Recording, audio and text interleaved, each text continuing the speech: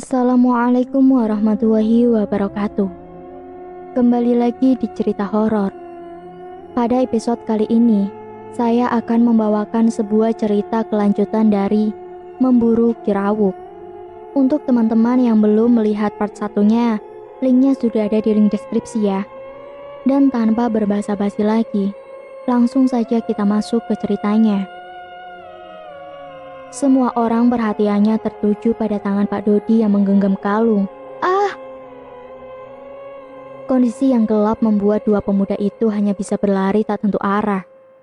"Cepatlah, demit itu sedang memburu kita," ujar pemuda pertama panik. "Lalu bagaimana dengan Irman? Kita tidak bisa meninggalkan dia begitu saja," tukas rekannya. "Masalahnya, dia sudah menyuruh kita pergi menemui Pak Dodi. Apapun yang terjadi, kita harus terus berlari ke desa," sahut pemuda pertama. "Tadi kau dengar teriakan itu? Aku khawatir Irman sudah dimangsanya," kata rekannya seraya terengah-engah. Setelah beberapa lama mereka berlari, akhirnya tibalah di depan balai desa, di mana tidak ada seorang pun berada di sana. "Pak Kades, Pak Kades!" teriak mereka berdua. Tidak ada jawaban, hanya sepi yang dirasa. Celaka, tidak ada siapa-siapa di sini. Kemana gerangan Pak Kades? Ucap pemuda pertama. "Han, di belakangmu!" Rekan pemuda itu tercekat saat melihat sesosok laki-laki berbadan sangat besar dengan kapak besar di tangannya. Handi hanya terdiam tanpa berani menoleh. Tiba-tiba, darah membuncah membasahi tanah. Sementara Dimin begitu kaget menyaksikan pemandangan horor di hadapannya. Ia menyaksikan temannya tewas dalam kondisi tubuh terbelah setelah ditebas kapak iblis berbadan besar itu. Dimin pun langsung mengambil langkah 1000 meninggalkan mayat Handi yang tergeletak di depan balai desa. "Tolong!" teriak Dimin seraya terus berlari. Mendadak muncul seseorang menghentikan langkahnya. "Dimin, apa yang terjadi?" ujar orang tersebut. "Aduh Pak Usup, syukurlah ada Bapak. Itu Anu," Dimin berkata dengan gugup karena panik setelah menyaksikan adegan mengerikan. "Anu apa? Bicara yang jelas," tukas Pak Usup. Itu Pak, Handi sudah tiada. Dia dibunuh demi kapak besi." Sontak Pak Usup kaget mendengar kata-kata Dimin. "Sebaiknya kita ke rumah Pak Amri. Di sana ada Pak Kadis dan warga lain. Kita sedang kedatangan balapati," kata Pak Usup seraya beranjak diikuti Dimin. Ketika mereka sedang berjalan tergesa, terlihat kelebatan sesosok kuntilanak dari dahan ke dahan pepohonan sekitar jalan itu. Seraut wajah mengerikan, hantu mengerikan tersebut muncul begitu saja di hadapan Pak Usup dan Dimin. "Allahu Akbar!" Pak Usup mundur seraya berucap, sementara Dimin hanya mampu menutupi kedua matanya sembari membaca-baca doa. "Ayo Dim, kita harus cepat. Ini baru satu yang muncul di hadapan kita. Jangan sampai kita bertemu kapak wesi dan sangkapati. Mereka sangat mengerikan. Oh iya, jangan lupa sanca ireng juga, sama-sama berbahayanya," ucap Pak Usup seraya menarik tangan Dimin untuk kemudian berlari melewati sela-sela pepohonan. Mereka berdua terus berlari hingga mencapai suatu rumah besar yang terbuat serba dari kayu. Bahkan atapnya pun terbuat dari kayu tahan air. "Celaka, kita tidak menemukan jalan ke rumah Pak Asmar. Rumah ini adalah mimpi buruk, rumah bekas tempat tinggal almarhum Pak Marbun, kakeknya Pak Kades," ucap Pak Usup seraya menghentikan langkah. "Saya belum pernah ke rumah ini Pak, tapi saya pernah mendengar desas-desus soal rumah serba kayu ini. Apakah rumah ini tidak ada yang menghuni? Kenapa terlihat sepi sekali?" tanya Dimin. Pak Usup celingukan kemudian berujar, "Kita harus menghindari rumah ini. Rahayu pernah tinggal di sini. Kau tahu bukan kalau Rahayu itu bukan manusia?" tukas Pak Usup seraya memulai langkahnya. Namun, mendadak terdengar suara gemerisik berat dari arah barat daya. Suara gemerisik tersebut diiringi suara geraman binatang buas. Dalam gelapnya keadaan, Pak Usup dan Dimin menyaksikan sosok-sosok kucing besar bergerak perlahan ke arah mereka. Suara geramannya membuat siapapun pasti ketakutan. Geraman besar harimau-harimau yang entah dari mana terdengar bersahutan, dan semakin membesar seiring mendekatnya binatang-binatang itu ke arah Pak Usup dan Dimin. "Dim, saya minta maaf, saya tidak tahu jika akan menjadi begini. Sang balapati pun telah datang. Siap tidak siap, mungkin itulah takdir kita. Bukan tidak mau berusaha, tapi mereka bukan harimau biasa." Pak Usup berkata tanpa melihat ke arah Dimin. Pandangannya hanya tertuju pada sosok-sosok kawanan harimau lodaya yang kini tepat berada di hadapannya. Ia merasa sudah siap menghadapi segala sesuatu yang mungkin saja terjadi beberapa detik ke depan. Ia tidak dapat menyelamatkan diri maupun orang yang bersamanya. Sementara Dimin hanya dapat terdiam tanpa melakukan apa-apa. Ia menyadari jika apapun yang akan dilakukannya akan percuma. Lari tidak dapat menyelamatkannya karena harimau-harimau tersebut telah mengepungnya dan Pak Usup. "Mbahku berkata, hidup dan mati adalah keniscayaan. Jika engkau hidup, gunakanlah masa hidupmu dengan sebaik-baiknya, dengan berbuat baik. Jika engkau hendak mati, maka ingat-ingatlah apa yang pernah engkau lakukan ketika dirimu masih hidup. Barangkali dengan itu dirimu akan tenang menuju kematianmu," Dimin berkata setengah bergumam. Tampaknya, perkataan tersebut menjadi pertanda baginya untuk menghadapi suatu keniscayaan yang tidak mungkin dapat dihindari oleh seluruh makhluk yang bernyawa, yaitu mati. Sesaat kemudian, tempat tersebut dipenuhi suara riuh binatang-binatang buas yang berpesta pora. Balapati pun menunjukkan taring-taringnya yang tajam, mengoyak segala bentuk kehidupan di tempat tersebut. Malam itu benar-benar menjadi malam malapetaka, di mana banyak warga dusun yang tewas dimangsa harimau lodaya dari alas kauni atau dibunuh kapak besi. Jika diperhatikan dengan seksama, beberapa rumah warga dipenuhi oleh suara teriakan minta tolong serta jeritan orang-orang yang meregang nyawa.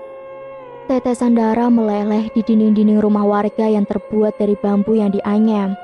Juga, suara auman harimau terdengar dari sudut lain, menambah kesan horor yang begitu terasa pada malam itu. "Ah!" Suara jerit kematian membuncah dari dalam rumah warga, diiringi suara benturan keras. Beberapa di antaranya terlihat mengobarkan api hingga menerangi kondisi dusun yang gelap. Di salah satu rumah yang berdekatan dengan beberapa rumah yang sedang dilanda kebakaran hebat, tampak Pak Dodi bersama Rasmi, Rina, Laila, Rumsah, Pak Asmar dan istrinya sedang berkumpul di ruang tengah dengan wajah tegang. Ki Rawuk benar-benar mengamuk. Dia mengirimkan balapatinya untuk membinasakan desa ini. Sekarang pilihan ada pada kita masing-masing. Pergi dari sini dan mengosongkan desa, atau bertahan kemudian mati di tangan para demit itu, ujar Pak Dodi seraya menghela nafas. Semua orang hanya bisa tertegun dengan perasaan takut bukan kepalang. Mereka hampir tidak dapat berkata-kata untuk mengomentari apa yang terjadi terhadap desa mereka. "Pasti ada cara untuk menghentikan pembantaian ini, Pak. Yang perlu kita lakukan hanya mencoba. Saya siap mengorbankan diri jika memang harus saya. Saya tidak boleh menyanyiakan pusaka pemberian almarhum ayah. Saya ingin kita memburu Ki Rawuk, Pak. Sudah jelas, dialah biang keladinya. Terlepas Ki Rawuk itu ada 2 atau lebih," tukas Rasmi seraya melihat ke arah jendela. "Jika kita diam saja, akan banyak korban berjatuhan. Dalam keadaan begini, kita tidak mungkin bisa pergi ke alas kauni. Kita harus menunggu sampai Pak Usup kembali," tukas Pak Dodi. "Mungkin Pak Usup tidak akan kembali. Jika nekat kembali, bisa saja ia sekarang sudah tiada, Pak. Keadaan gonjang-ganjing seperti sekarang pernah terjadi sebelumnya, waktu wilayah ini masih berupa kerajaan. Nenek saya yang menceritakannya, berdasarkan cerita dari mulut ke mulut di keluarga saya. Anda tahu Ki Ambar?" ucap Rasmi menatap Pak Dodi. "Saya pernah mendengar soal Ki Ambar. Ia adalah seorang resi dari golongan putih pada zaman Pajajaran. Ia banyak membela kebenaran. Hanya itu yang saya tahu," tukas Pak Dodi. "Ki Ambar adalah buyut saya, Pak. Meski bukan seorang raja, namun beliau adalah keturunan Raja Pajajaran yang tidak banyak dikenal orang. Beliau lebih memilih menjadi seorang guru silat daripada mengejar tahta." Di masa tuanya, ia memilih bertapa di suatu hutan terpencil di Jawa Timur. Selesai bertapa, ia banyak mengajarkan kanugaraannya kepada para calon pendekar, termasuk di antaranya Prabu Jayakatiru, Raja Kerajaan Paninggalan, Tutu Rasmi. Pak Dodi hanya mangut-mangut. Ia seolah-olah tidak terkejut dengan penuturan Rasmi. Seandainya kamu lebih cepat bercerita, kita sekarang mungkin sudah menyelamatkan banyak nyawa. Sekarang kita harus dari sini. Kita hadapi Kirawuk dan Sangkapati, ujar Pak Dodi tiba-tiba. Aku tidak mau ikut, teriak Laila seraya menutup kedua telinganya. Pak Dodi menatap ke arah Laila, kemudian ke arah Rina. Kirawuk malam ini benar-benar mengerahkan seluruh demit yang disebut sebagai balapati. Dari namanya sudah ketahuan kan? Artinya para demit datang bukan untuk menakuti, melainkan benar-benar untuk membunuh. Terlepas bagaimana caranya, apakah mereka merasuki orang hingga membuat orang tersebut menjadi liar tidak terkendali, atau merasuki binatang buas yang mustahil dapat dilawan oleh manusia menggunakan tangan kosong, pikirkan itu, kata Pak Dodi. Sayup-sayup terdengar suara lolongan serigala, disertai suara jeritan dari kejauhan. Laila hanya mampu menatap Pak Dodi sembari menahan tangis. Ia kali ini benar-benar merasakan ketakutan yang luar biasa. Meski tidak menyaksikan langsung peristiwa-peristiwa di desa, namun tetap saja hal itu membuatnya sangat ketakutan. Sedangkan Rina hanya mampu saling peluk dengan Rumsah yang juga sama-sama ketakutan. Saya sudah bilang, seharusnya kalian waktu itu ikut saja bersama Neng Sarna dan Pak Subhan ke kota. Sekarang semua sudah terlanjur. Kita semua terjebak di desa yang sebentar lagi hancur ini, kata Pak Asmar yang sedari tadi hanya mendengarkan obrolan Pak Dodi dan Rasmi.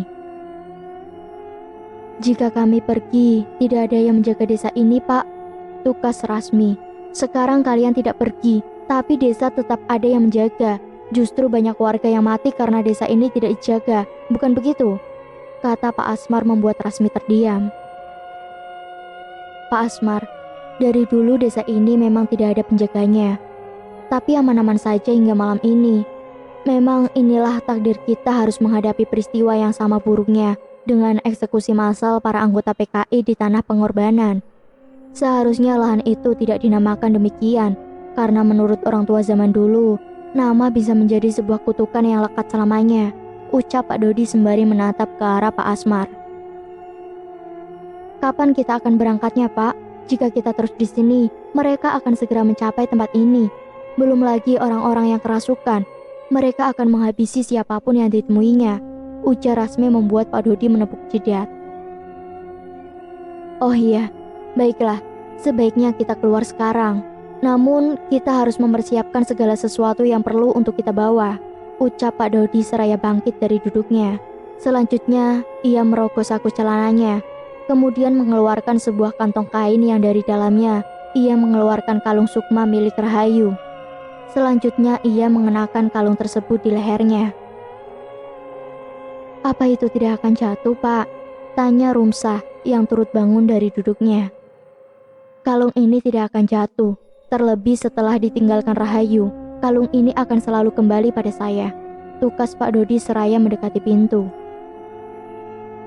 Tunggu dulu, Pak, ujar Rasmi membuat semuanya terkejut. Di luar ada seseorang berbadan besar serta membawa kapak yang juga besar. Saya yakin itu adalah kapak besi, sosok yang sering muncul dalam mimpi saya. Ia kemudian melihat ke arah Laila. Laila, tetap bersamaku. Laila keheranan melihat tingkah laku Rasmi yang seolah sangat mengkhawatirkannya. Kapak besi sangat berbahaya. Kita sebisa mungkin harus menghindarinya, Pak Asmar. Sebaiknya cepat bawa istri Bapak dan anak-anak keluar. Sebisa mungkin Bapak harus membawa mereka mencapai sungai.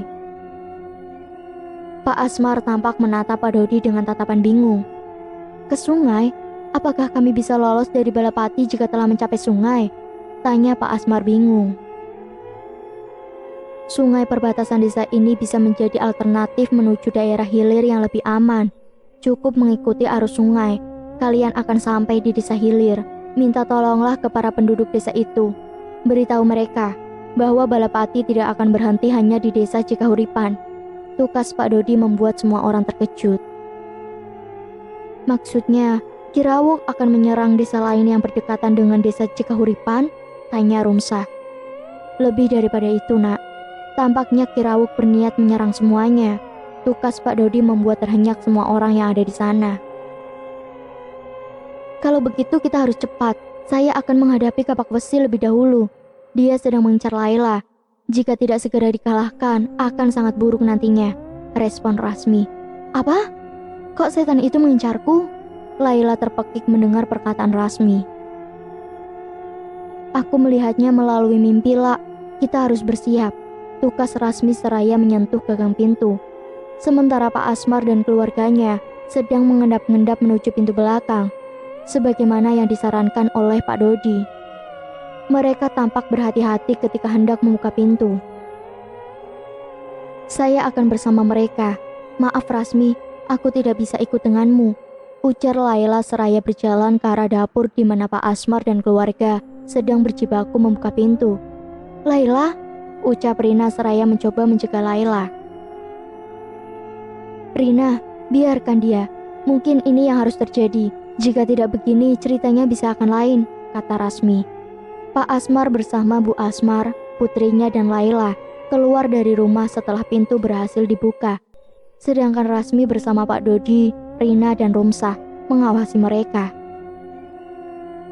Rasmi tampak berjalan ke arah pintu yang sudah terbuka, kemudian menatap ke arah rombongan Pak Asmar yang sedang berjalan menjauh menembus gelapnya malam. Aku khawatir setan itu menyusul mereka, Pak, ujar Rina dengan cemas. Pak Dodi hanya menatap ke arah Rina, kemudian menyentuh anak kunci dan memutarnya. Pak Dodi membuka pintu seraya dengan was-was, melihat-lihat sekeliling. Makhluk itu tidak ada di depan rumah. Jangan-jangan. Pak Dodi tertegun seraya menutup kembali pintu yang baru ia buka. Kita ke belakang, serunya seraya berlari ke arah dapur. Otomatis Rumsah dan Rina turut menyusul Pak Dodi. Lalu Rasmi, dia tiba-tiba saja tidak ada di dalam rumah, bahkan di dapur tempat ia terakhir berada. Pak Dodi bersama Rumsah dan Rina berlari menerjang kegelapan, menyusul Rasmi yang lebih dahulu menyusul Pak Asmar dan yang lainnya.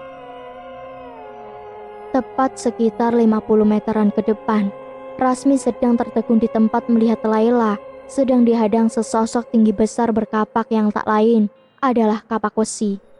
Sementara Pak Asmar bersama keluarganya tidak terlihat sama sekali. Laila, ucap Rasmi lirih saat menyaksikan sepupunya itu sedang dalam bahaya. Laila tampaknya tidak dapat melarikan diri dari sosok itu. Mungkin saja ia sudah pasrah menerima nasib buruknya malam ini. Rasmi sejenak terpengkur, kemudian memunculkan keris yang tempo hari digunakan untuk melawan Sanca Ireng. Aku harus bisa, jangan sampai aku gagal menyelamatkan Laila, ucapnya seraya dengan perlahan melangkah. Sementara Laila yang sedang terancam kapak besi hanya bisa menunduk. Ia merasa pasrah dengan apapun yang akan menimpanya.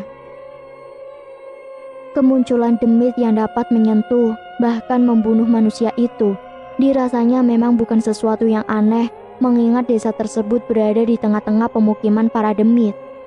Laila sejenak memejamkan kedua matanya ketika kapak besi mengayunkan kapak besarnya ke lehernya. Darah membuncah membasahi area tersebut. Berikut sekujur badan Laila. Suatu mata tombak berlumur darah menembus keluar dari dada kapak besi. Demit bertubuh manusia itu berteriak dengan suara membahana, mengiringi keluarnya sosok halus dari mulutnya. Laila terkejut melihat hal tersebut. Ia pun segera menyadari ada seseorang di belakang kapak besi yang telah membunuh makhluk tersebut. Seorang laki-laki berusia sekitar 25 tahun ke atas. Ia tampak menggenggam gagang tombaknya, seraya menatap tegas ke arah jasad kapak besi yang masih tertancap tombaknya. Rasmi yang melihat kejadian tersebut langsung mendekat. Laila, kamu baik-baik saja kan? Ucapnya seraya menghampiri Laila, kemudian menarik gadis itu menjauh dari jasad kapak besi. Siapapun kamu, saya sangat berterima kasih karena kamu telah menyelamatkan saudari saya, ucapnya seraya menatap ke arah laki-laki itu. Laki-laki pembunuh kapak besi mencabut tombaknya, kemudian memutarkan pandangannya. Tak lama ia menatap ke arah rombongan Pak Dodi yang telah tiba bersama Rina dan Rumsah. "Irman, kamu pulang nak?" ujar Pak Dodi seraya menghampiri laki-laki yang ternyata adalah putranya. "Sebaiknya Mbak jaga baik-baik saudarinya. Jangan sampai ia lepas dari pandanganmu," ucap Irman ke Rasmi, kemudian mengalihkan perhatian ke arah Pak Dodi. "Hari ini sebetulnya Irman memang berniat pulang, Pak. Kebetulan sedang ada libur kerja, jadi saya pulang bersama Handi dan Dimin. Sayangnya, sesampainya di sini keadaan sangat kacau. Pembunuhan di mana-mana, benar-benar tidak terbayangkan sebelumnya," kata Irman seraya menancapkan tombak ke tanah. "Kamu bersama Handi dan Dimin, kemana mereka berdua?" tanya Pak Dodi. "Mereka telah tiada," Irman berkata sembari menggelengkan kepala. "Apa?" Pak Dodi terkejut mendengar ucapan Irman. "Handi telah dibunuh kapak besi, dan saya terlambat menyelamatkannya. Dimin telah tewas di mangsa Maung Lodaya. Saya menemukan kepalanya bersama kepala Pak Usup di depan rumah kayu," lanjut Irman, membuat Pak Dodi dan yang lain terkejut bukan kepalang, sekaligus merasa kehilangan. "Innalillahi wa inna ilaihi rajiun," ucap Pak Dodi bersama yang lainnya. "Kekacauan akibat balapati ini tidak bisa kita hentikan sebelum berhasil mengembalikan Rahayu," ucap Irman. "Masalahnya, di mana kita akan menemukan Rahayu? Bapak membawa kalungnya dan akan memberikan kembali padanya," tukas Pak Dodi. Irman menggeleng. "Tidak semudah itu, Pak. Jika saja Abah Ardi masih hidup, mungkin beliau bisa membantu kita mengembalikan Rahayu. Tanpa beliau, kita tidak akan bisa melakukannya meski kita memiliki lembaran kain putih itu," kata Irman, membuat Pak Dodi terdiam. "Saya akan membantu mengembalikan Rahayu, Pak Kades. Barangkali dengan pusaka yang saya punya, saya dapat membantu mengembalikan Rahayu ke sosok semula," kata Rasmi. Irman menatap penuh selidik ke arah Rasmi. Tampaknya ia merasa aneh dengan pernyataan Rasmi barusan. "Bapak tidak pernah memberitahu saya jika ada seseorang yang memiliki pusaka gaib itu," ujarnya seraya menatap Pak Dodi dan Rasmi bergantian. "Bapak juga baru tahu, Man," tukas Pak Dodi. "Sebelum menemukan Handi terbunuh, saya sempat bertemu Sangkapati. Ia tidak terlihat seperti Sangkapati. Ia memiliki wujud Rahayu, namun sangat agresif. Ia memiliki 2 pasang taring yang sangat tajam dan dapat memanjang keluar dari mulutnya. Ia sempat menyerangku sebelum aku berhasil kabur. Aku tidak mau menggunakan tombak Kiai Jamal untuk melawannya. Jika aku melakukannya, bisa-bisa dia tidak akan kembali menjadi Rahayu," tutur Irman seraya menatap tombaknya. Pak Dodi tidak menyahut. Ia sejenak memasang pendengarannya baik-baik saat mendengar suara cekikikan aneh dari suatu sudut. "Biar saya yang menghadapinya, Pak. Saya pernah mengalahkannya sekali.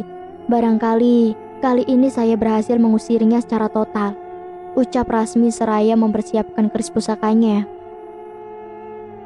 "Nak Rasmi, jangan menganggap enteng Sanca Ireng. Ia kemarin mungkin kalah, tapi kali ini ia bisa membawa pasukan serta memiliki kekuatan yang lebih dahsyat," kata Pak Dodi mengingatkan. "Loh, itu kan Dita," pekik Rina saat melihat seseorang muncul sembari berjalan setengah terhuyung. Rina segera menghampiri sosok Dita, namun dicegah Laila. "Kamu ingat gak, Rin, waktu kita di rawa gaib? Yang jalannya seperti itu bukan Dita. Masa tidak bisa membedakan Dita dengan Demi Sagawon?" semprot Laila, seraya menarik Rina menjauh. "Demi Segawon, kok wujudnya perempuan cantik?" gumam Irman. "Jangan cuma melihat penampilan, Mas. Zaman sekarang banyak perempuan berwajah cantik tapi berhati iblis. Itu berlaku bukan hanya untuk manusia, tapi makhluk yang di sana juga," ketus Laila seolah sudah lupa dengan apa yang menimpanya. Selesai Laila berkata begitu, sosok Dita menoleh, kemudian meringai memperlihatkan taring-taring tajamnya. Selanjutnya, tanpa diduga, sosok Dita yang adalah Demit Segawon berlari dengan sangat cepat ke arah Laila. Namun, sebuah tusukan keris tepat menembus kepalanya. Ceres. Itu adalah Rasmi yang telah menghunus kerisnya dan berhasil menumbangkan demit Segawan dengan cepat.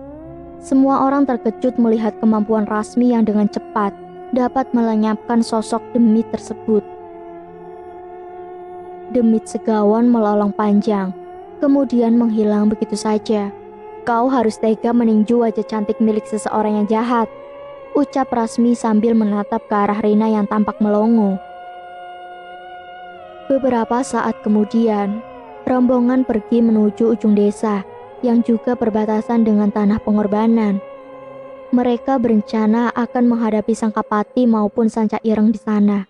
Sesampainya di ujung desa, mereka menyaksikan pemandangan yang menyeramkan juga mengilukan. Bagaimana tidak, sepasang orang mati terlihat berjalan sempoyongan mirip zombie di film-film atau game bergenre zombie. Di antara pasukan mayat hidup tersebut, di antaranya hanya tinggal Cerangkong atau biasa disebut Cerangkong hidup.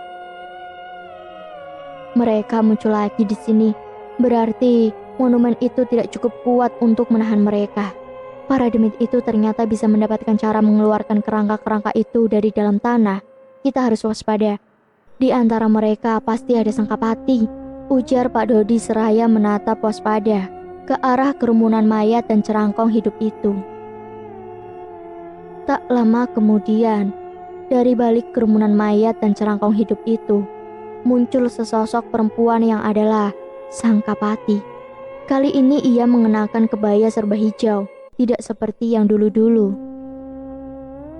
Penampilan baru, ucap Laila disambut toyoran Rina. Kita jangan berpencar, tetap bersama. Jika terjadi sesuatu yang tidak diinginkan, kita kabur, ucap Rasmi. Irman melangkah ke depan dengan berani sembari menggenggam tombaknya.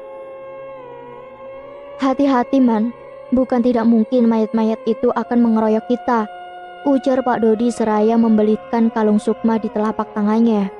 Irman mengangguk seraya kembali bergerak maju. Namun tiba-tiba, suatu sosok berwarna hitam menerjangnya dengan sangat kuat.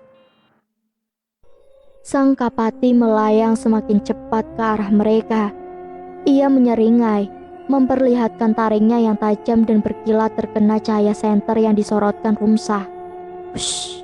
Sangkapati mengibaskan selembar selendang berwarna hijau ke arah semua orang. Efek dari kibasan tersebut membuat semua orang menggigil kedinginan. Tidak hanya itu, mendadak angin kencang bertiup disertai butiran-butiran putih yang sangat dingin yang menerjang ke arah mereka semua. Apa? Ini tidak mungkin. Pak Dodi tercekat, kemudian mundur sembari menggigil kedinginan. Dia bisa menimbulkan salju. Ini benar-benar di luar dugaan, ucap Irman seraya memutar-mutar tombaknya untuk menahan tiupan angin dingin dari Sangkapati. 3 orang yang bersama Rasmi tampak menggigil kedinginan. Mereka tampaknya tidak dapat bergerak karena tubuhnya menjadi kaku akibat angin dingin bersalju itu. Sedangkan Rasmi berusaha mengusir dingin dengan menyalakan kerisnya hingga mengeluarkan api yang berlenggak-lenggok karena tiupan angin Sangkapati. Irman lebih cepat merangsek seraya memutar-mutar tombak. Sedangkan Rasmi melihat 2 orang sedang berjibaku, ia pun turut mengikuti sembari mengarahkan kerisnya. Kalian harus saling berpelukan untuk menahan hawa dingin ini, ujar Rasmi ke Rina, Laila, dan Rumsah. Sekian dan terima kasih. Nantikan untuk kelanjutan dari cerita Memburu Girawuk. Tetap stay tune di cerita horor. Untuk teman-teman yang menyukai cerita horor, jangan lupa like, comment, share, and subscribe. Banyak sekali pesan moral yang dapat kita ambil dari cerita-cerita ini. Tingkatkan yang baik, hilangkan yang buruk. Wassalamualaikum warahmatullahi wabarakatuh.